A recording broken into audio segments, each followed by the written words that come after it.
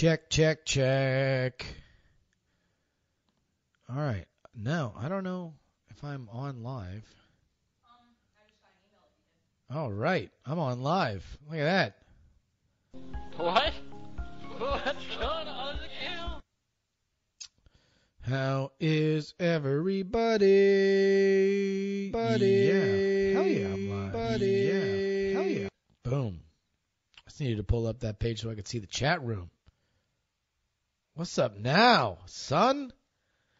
On that Flash Media Live encoder. What's up? All right. Ladies and gentlemen, welcome. This is going to be a movie-themed edition of the JuRY live stream podcast because we're going to be live with the Oscars. We're not going to be live with the Oscars. We're going to be leading into the Oscars. And I have some movie-themed rants that I want to rant about. So I'm going to get the word out on this so we can start talking about it.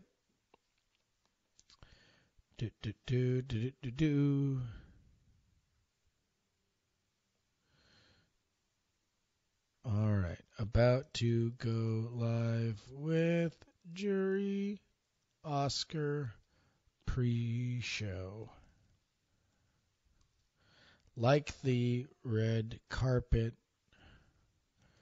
but with a hairy Floridian yelling in a red shirt.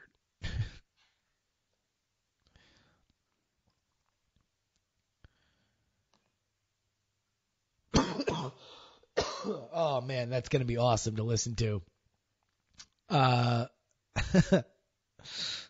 going to be hilarious to listen to for 3 hours, especially not 3 hours, for the next 40 minutes as I yell, because it's only going to get worse.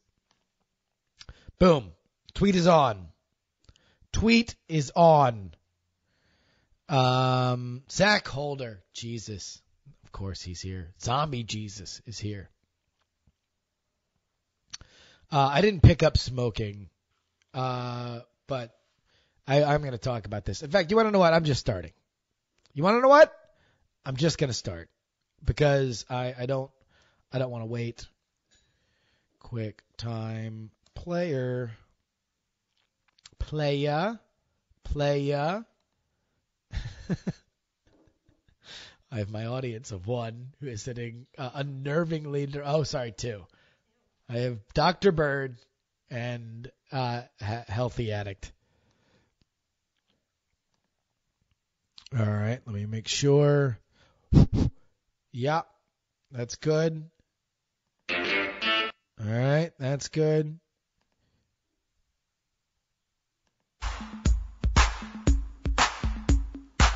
Awesome. All right. You want to know what? We're skipping the song. We're going right into the intro. Let's go ahead. Here we go. There's no song today. There's just the intro. Jesus.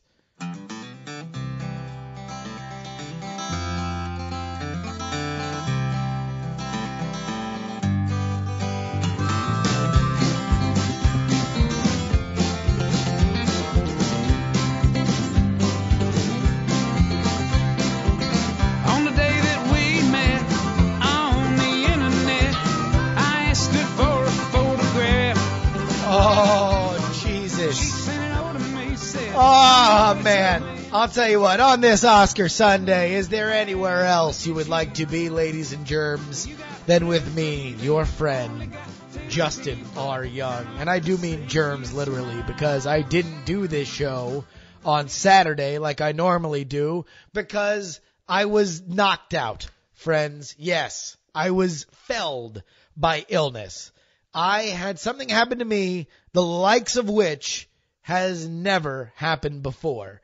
Illness overtook me to the point where I hibernated the entire day. The only difference between me and a bear was that I did not drag my prey into a cave before I slept for an elongated period of time. And the reason for this is because I am getting old and the icy fingers of death played with my spine and reminded me of my immortality. Okay? There's no other reasoning for the fact that I had to sleep for 20 hours yesterday than I'm getting closer to death. It is the ticking clock of my existence laughing at me and letting me know that there is an expiration date on everything and that I am going to eventually die. And there's really no other way to look at it. You know, this might be colored by the fact that I'm turning 30 in a week. That might be the reason why this is what I was thinking of. But as I was lying in my bed in the fetal position, as absolute enveloping exhaustion gripped me, I was swaddled in it. All I could think of was that A, I'm dying today, and B, if I don't die today, I am getting that much more closer to death. Which is a really cheery way to get us into the Oscars. Ladies and gentlemen, it's Hollywood's biggest night. And really, it's next to the Super Bowl. I feel like it's Twitter's biggest night as well, because anytime there's a big fat occasion that everybody knows what the hell is going on, you're going to see a lot of just talking on Twitter. That's just what happens. You know, and the Oscars, which is always referred to, I mean, is it wrong for me to call it the gay Super Bowl? I mean, because I feel like it's not just the gay Super Bowl, but it's the people who are interested in penis sexually Super Bowl, right? And I don't want to step on any kind of gender dynamics issues here, what he said after stepping on all sorts of gender dynamics issues. But I feel like if you had the Kinsey scale of sexuality, that you could put the Super Bowl at one end of it and the Oscars at the other end of it, and it wouldn't be a problem.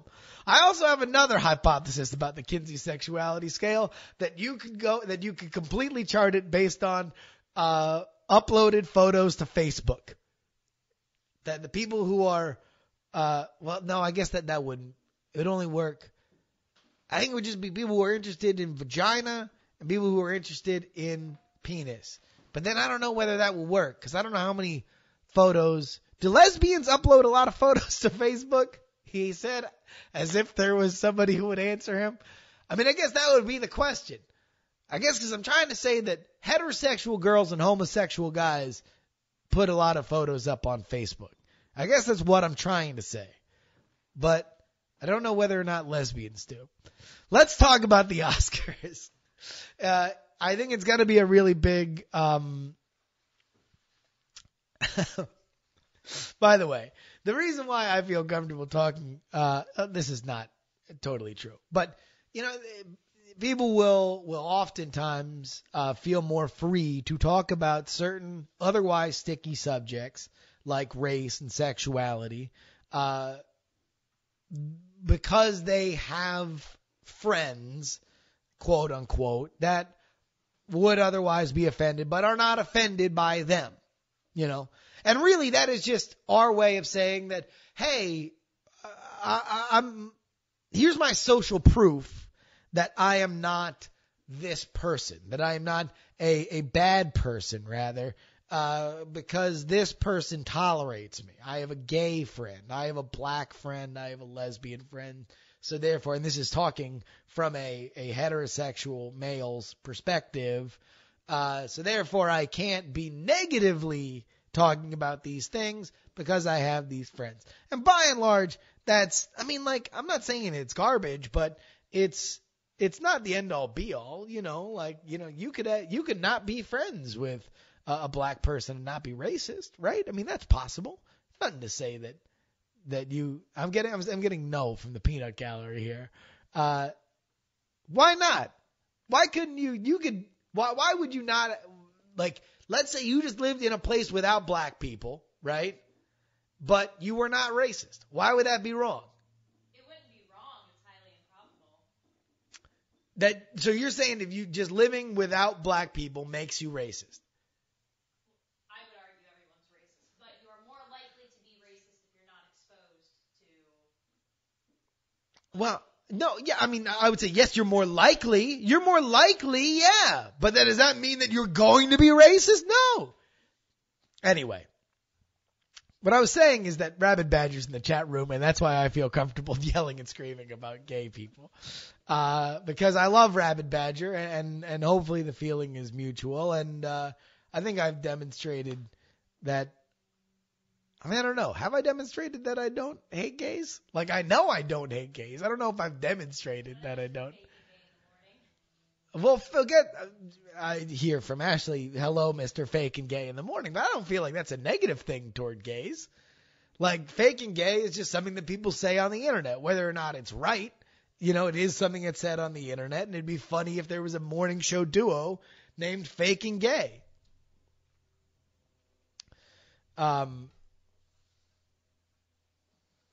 So anyway, let's talk about the Oscars. There's going to be a lot of people that are talking about the Oscars tonight because for the first time in a little bit, all the major contenders were movies that people actually fucking saw. Nobody saw The fucking Hurt Locker. Nobody saw The Artist. Now all of a sudden we get a lot of movies. We get, you know, I mean, probably I think The Life of Pi even made $100 million. We get a lot of movies that people actually went out and paid good money to see, and therefore have something invested. A lot of these, the best actor category is rife with movies that people actually gave a fuck about. So, my main point of contention as we get in to this Oscar thing, the ceremony, I want to talk about Ben Affleck. Ben Affleck. All right? Because Ben Affleck has been a dude that I feel we all need to apologize to. All right? Eskimo the Pie in the chat room right now. Of course, follow me, Justin R. Young, on Twitter. If you are listening to this via podcast, you can know when I go live to record this very podcast. He in the chat room says no one gives a shit about Ben Affleck. Well, I would beg to differ, because tonight he might be the person who is up on stage accepting the award for Best Picture for his little film called Argo. And all we've ever done for the last 10 fucking years, this guy has been an absolute punching bag. All right?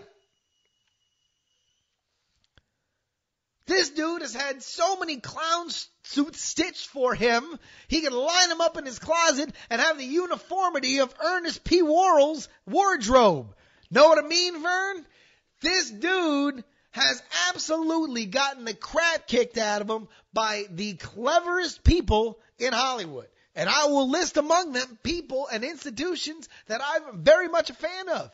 I was rewatching the first season of Community while I was literally on death's door yesterday, fucking seeing the light in my bed in Oakland, California, while Hulu auto-played Community. That would have been a really sad sight. If I died yesterday and just slowly, as my corpse in the earliest stages of rotting into my bed, was just doing nothing but auto-playing the entire life cycle of Community. How's that for a fun picture? Watching the first season of Community, they're fucking with Ben Affleck there. Matt Stone and Trey Parker of South Park and Team America and all the other hilarious stuff that they've done, who are geniuses, they're gods, they have made a fucking career of fucking with Ben Affleck. He is like one of their regular punching bags. And there's a reason for this. I'm not saying that there was no justification for the fact that Ben Affleck got the shit kicked out of him. Because let's dial shit back for Ben. Okay? Number one, you still, and this is fishy, folks. I'm not going to say that this one doesn't smell like a big fat pile of cod. That Oscar for Good Will Hunting is a little weird even now. Like, I'm not saying that the official explanation isn't right, But like the Manti Te'o story, it just seems weird. It just seems like there's a lot of weirdness around it. You have two guys that come out of nowhere, Ben Affleck and Matt Damon. They write this screenplay, wins the best screenplay Oscar, and then they never write a screenplay again. Either of them. Just seems a little weird. Seems a little weird that would be the case. And so there's always kind of been this innuendo that they didn't really write it. That there was somebody else involved with it. In fact, there's been speculation that like Kevin Smith partly wrote it because he was a champion for it, helped get it made at Miramax. So you start off with that. Then factor in the fact that this motherfucker was also Andrew Ridgeley. He was the other motherfucker from Wham! Because out of the two people that fucking both burst on the scene with equal propulsion, Matt Damon becomes a great American actor. He becomes, who would be an equivalent for Matt Damon? He becomes kind of like his own sort of Paul Newman. You know, he has this great range. He can play comedy. He can play drama. He's an action star. He is, and this is, it's a thing in Hollywood. It's the man who can hold the gun, because you can be an actor's actor, but if you really, really want to make money and you really, really, really want to be a star, be a movie star, you have to be the guy who holds the gun, which is kind of the shorthand for action star credibility. Both of them tried to be that. One of them succeeded. It wasn't Ben Affleck. Ben Affleck did a bunch of shitty fucking action movies, and really the most successful action movie that he did is kind of, in hindsight, fairly reviled, no matter how popular it was at the time, which is Armageddon. Which, by the way, let's fucking dig into Armageddon for a hot minute. How bad does Armageddon look now in 2013? I ask you that. How fucking bad does Armageddon look now in 2013? Now, don't mistake me. Don't say it still sucks dick as a movie, because I know it still sucks dick as a movie, okay? It sucks multiple dicks. It sucks dick wholesale at the fair, okay? However, look at the talent involved in Armageddon. Do yourself a favor, ladies and germs. Go on over to IMDb right now. I'll help you spell it. imdb.com. Go ahead on over there right now. Type in Armageddon. Don't ask me how to spell that because I don't know. Look at who made Armageddon. Now, Michael Bay, of course. He's Michael Bay. For whatever you fucking think about Michael Bay, he's a known quantity. Who wrote Armageddon? Who wrote Armageddon? So I'll give you a little hint. FLS Carnage, he nails it. One of the 1,000 writers. So we don't know exactly how much of his work is in on it, but J.J. Abrams. This is a man who is right now on the cusp of becoming the unquestioned king of geekdom. And I mean geekdom, not nerddom. Geekdom. This new thing that has burgeoned up over the past 10 years, that has become cool, that has become chic. The idea of liking comic books, the idea of liking sci-fi, the fact that The Walking Dead is the biggest show on television. This little this element of our culture, J.J. Abrams will rule with an iron fist if, and this is a big if, he can be the man who brings both Star Trek and Star Wars back into the good graces of the body politic, of the populace, of the mainstream America that now all of a sudden is real fucking cool with science fiction and fantasy. Okay? If he can bring both those franchises back, and now he's tied to Star Wars, his second Star Trek movie is going to come out. If he can do that, who else has got a better resume than that motherfucker? Nobody. Nobody. Not even Joss. Joss is up there. Not even Joss. All right? J.J. Abrams. Ben Affleck, who's the fucking one of the male leads, might win Best Picture tonight.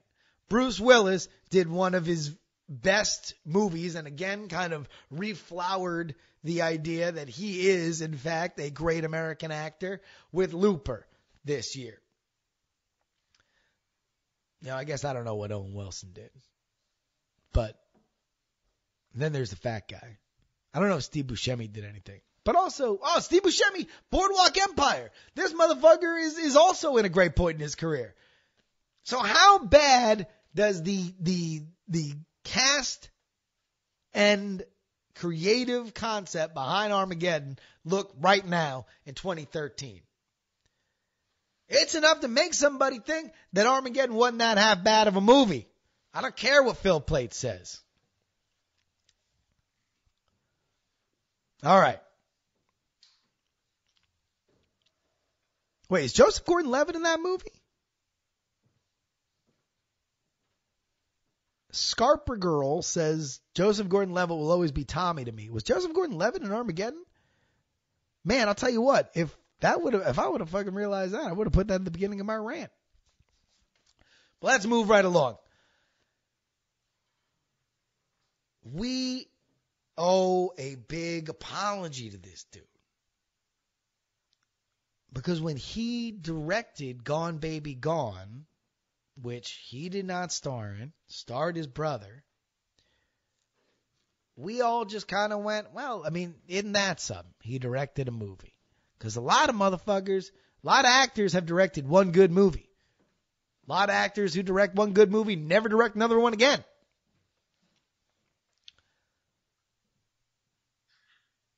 But then he made The Town. We were all like, oh shit, The Town's a good movie. And then he made Argo. And Argo's his best movie out of those three.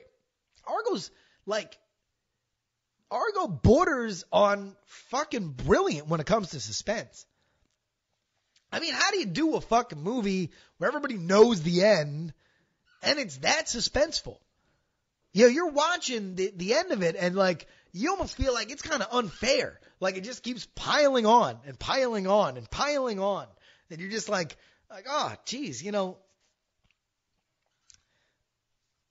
why'd you have to involve the housekeeper, man? Like, you know, and then enough, I got these 8 people hanging in the balance, and now you get involved, like, the ambassador and the housekeeper, and like, I don't know. I mean, I know what happens to all the people, because, like, I've read about this thing. Like, I know what happens to all the embassy workers. I know they all survive, but, like, I don't know if this fucking housekeeper got murked.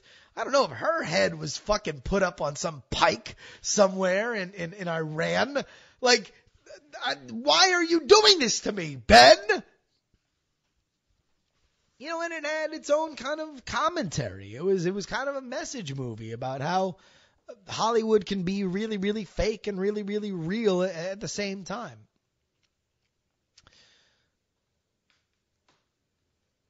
And now we just kind of think of him as like, oh, well, he's a great director. But I don't feel like that makes up for the fact that all we did was kick the shit out of this guy. You didn't fucking win your first Oscar. That's fake. All you do is make shitty paycheck movies. That sucks. Also, here, let's also take a step back in Ben Affleck's career. There was a moment where, career trajectories aside, or not aside, if you were to follow career trajectories, the idea, like, all right, here, let's dial it back. After Chasing Amy, when did Chasing Amy come out? 98? After 98, one might think that Ben Affleck being the Robert De Niro to Kevin Smith's Scorsese would have been not only a safe bet, but a good career path for both of them. That both of them would have been well served if that were the case. Because Kevin Smith was a flowering, promising director who had made critically his most critically well-received movie to that point. And Ben Affleck was a guy who seemed to work really, really well with him. 97. And then they made Dogma, you know? And, you know, that didn't really happen. You know, now the idea it would seem almost more likely that Ben Affleck would all of a sudden think that Kevin Smith should be cast in a bunch of his movies. So anyway, all we ever said is you fucking didn't win your Oscar. You make shitty movies. You're dating Jennifer Lopez, and we hate the fucking fact that all we have to do is hear about it.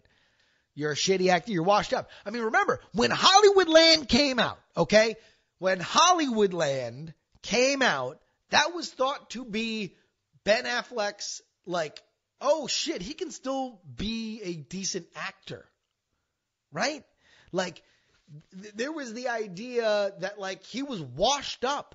That Ben Affleck would just be somebody that would be like on a, you know, who remembers the aughts kind of retrospective, or who remembers the 90s. Like he was just one of those dudes that would never be seen again. And now here he is. And I feel like we're getting off easy. So I would like to apologize to you, Ben Affleck. I would like to apologize to you personally, and I think everybody should apologize to him. And if he wins for Argo, for Best Picture, then we all just need to say, you know what? Sorry about that. Our bad. I don't blame people for saying it. I'll blame people if they don't apologize for it. Because we should know better, Internet. We should have the manners to know when we were wrong. When we prejudged somebody. That's what we should do. We should have that amount of couth. All right. Here's my final point about the Oscars today, and it is this. Django Unchained to me is the best movie of the year. Now, this is kind of unfair because I'm completely in the tank for Quentin Tarantino. This does not necessarily mean that I think every movie he does is the best movie of the year, but I do think that is, in fact, the case, this one, because it's his best movie since Pulp Fiction. I don't think there's any movie that I put in between there on my particular list. And, I think he needs to be celebrated. Here's the thing about race. When you talk about it, there is a degree of difficulty to it. It's like gymnastics or figure skating. You have the routine as laid out, and then how well you executed on it. So if you put forth a not all that challenging routine and execute it perfectly, it's not as good as somebody who laid out the most difficult routine possible and failed 20%, and did 80% of it. And no movie that came out this year had the consequences on it like Django had. For a white director and a white writer to write a movie about slavery in the way he wrote about it, warts and all, showing brutality and showing racism at its ugliest, while at the same time making the people who are racist charming and funny. That's consequence, baby. That is balls. That if you succeed on it, and Quentin Tarantino did, to be celebrated. Now, how do we know that he succeeded? We know he succeeded because he has not ended his career. Because if you do that wrong, if you step on the mine in the minefield, that when you play around with race like this, you are jumping around a minefield. And when you get to the end of it, you should be applauded. But if you step on the mine, if you fuck up, well, that's your ass, son. You're done. You're finished. Finado. Because everybody will always say, even if you do good work, yeah, but he's also, the guy who did this horrifyingly racist thing.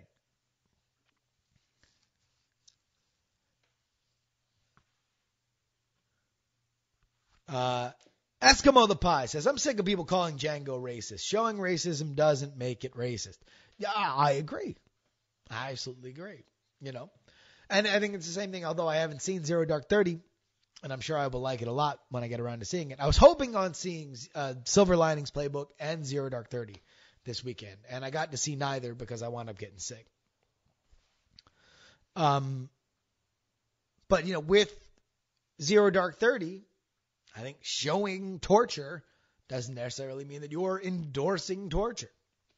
In the same way that showing the brutal horrors of pre-Civil War, the pre-Civil War South doesn't necessarily mean you're endorsing the pre-Civil War South. In fact, if you were showing it in a horrifyingly brutal light, then the argument could be made, and I believe it would be seconded by the filmmakers, that you are supposed to be disgusted by it. They are making it disgusting, and they are rubbing your nose in it, so you notice, hey, this is gross and disgusting, and a horrifyingly brutal way of life, and I'm glad that we have moved past this.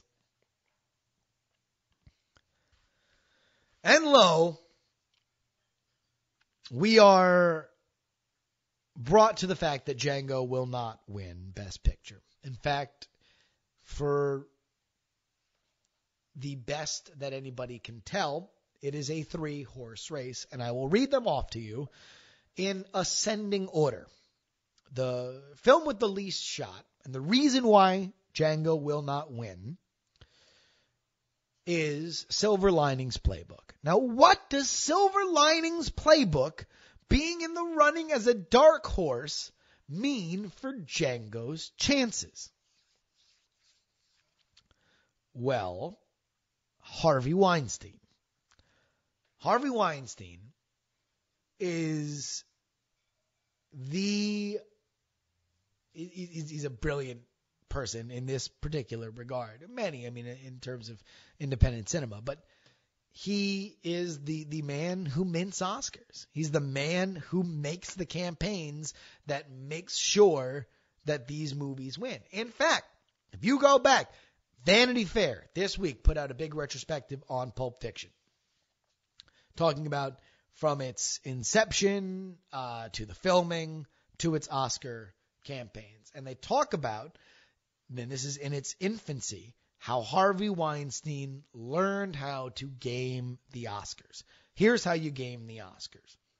You go to the people who vote for the Oscars and you bribe them. How do you bribe them? Well, you discover the fact that the people who vote for the Oscars, by and large, the ones who make sure that their voice is heard, are old people. Many of these old people live in the same retirement communities in Hollywood. So he would send people to these retirement communities, watch the movies with them, and then ask them to vote. Now, there are times where this worked better than others. It didn't quite work for Pulp Fiction, but most notably it worked for Shakespeare in Love. Shakespeare in Love is a movie that nobody expected to win the Oscar, won the Oscar over Saving Private Ryan, which, wow, oh man, I just thought of something hilarious. If Silver Linings Playbook wins tonight, it will be because Harvey Weinstein put his back into it. And by that, it means that Harvey Weinstein didn't put his back into Quentin Tarantino's Django Unchained.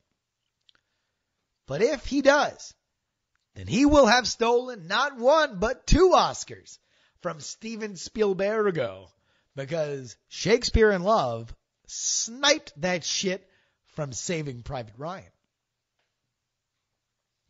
Widely thought of to be a lock to win the Oscar. But, Harvey Weinstein snuck on in like a fat, duplicitous Santa.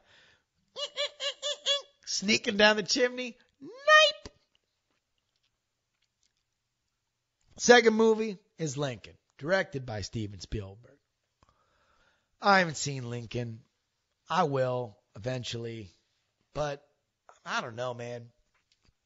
Aside from Daniel Day-Lewis, like, it just seems like fucking homework, man.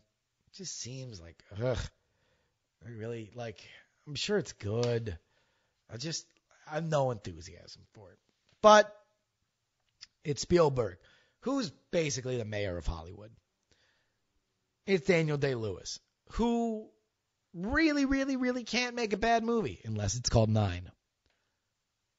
And it's got all these, like, we all love them actors. Tommy Lee Jones, Sally Field, Joseph Gordon-Levitt's in it, right? And then there's Argo. It is. My guess is Argo. But you never know. You never know. Oh, man. Now I'm really kind of rooting for Silver Linings Playbook, though. Just so fat Harvey Weinstein could just bellow his evil laugh through the Kodak Theater halls. Like a bowl full of evil jelly. His belly will just be like rippling. He'll be wearing a shirt and it won't even be tucked in tight, but it'll be pulsating so hard you'll see it just like billow through the shirt. while Spielberg just shakes a fist. Oh God, it'd be hilarious.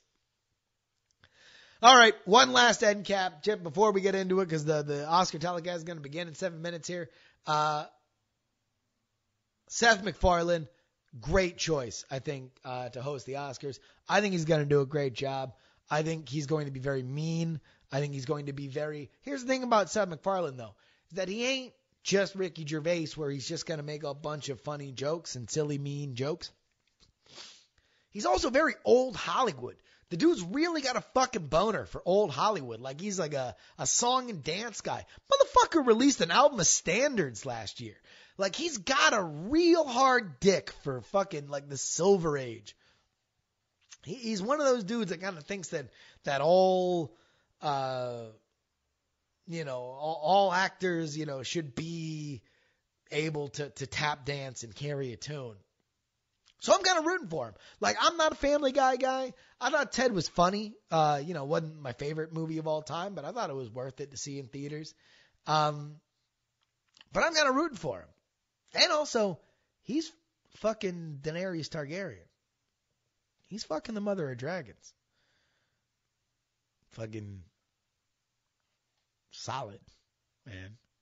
That's good work. That's good work by you, Seth. Seth. You doing good. You doing good, Seth. That about wraps it up for this edition of JuRY, the live stream / livecast / Saturday / Sunday / weekend day. If you would like to email me, justinrobertyoung@gmail.com, just put JURY in the subject line. And, maybe I'll read some email at the end of these things. That'd be a fun twist. If you'd like to follow me on Twitter, Justin R. Young on Twitter. I promised everybody a big update on the me giving $3,000 away kind of thing. I've left messages. It's in flux. The update is there's no update. There'll be an update next week. And next week, maybe we'll be joined by Brian Brushwood for this very show. That'll be a fun time. Until next week, I'm Justin Robert Young, reminding you that until we meet again in 7 days, please don't die.